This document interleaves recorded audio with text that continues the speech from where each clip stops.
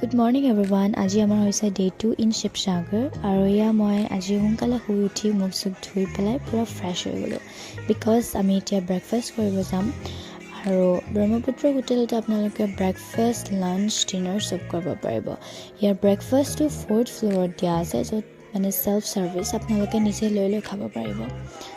আৰু ইণ্টেৰিয়ৰ ডিজাইনটো ইমান বেছি এষ্টেটিক আৰু গুড ভাইবছ দিছে ন, আপোনালোকে নিজে চাওকচোন ইমান বেছি ধুনীয়া লাগিছে।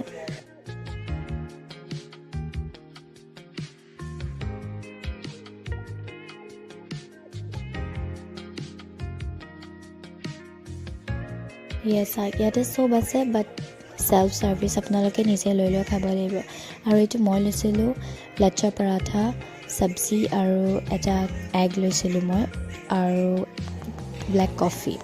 আৰু এতিয়া আমি ৰেডি হ'ম বিকজ আজি আমি যাম আজান ফকীৰৰ মাজাৰত, সেইকাৰণে মই আজি কুৰ্তি ছেটযোৰ পিন্ধি লৈছোঁ আৰু এতিয়া আমি যাবলৈ ওলাই।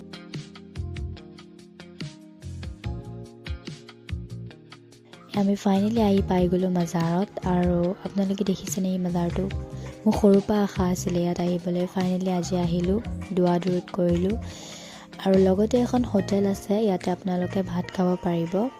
আমিও ইয়াতেই খালোঁ। আশা কৰোঁ আপোনালোকৰ ভাল লাগিলে ব্লগটো চাই। আজিলৈ ইমানেই, বাই।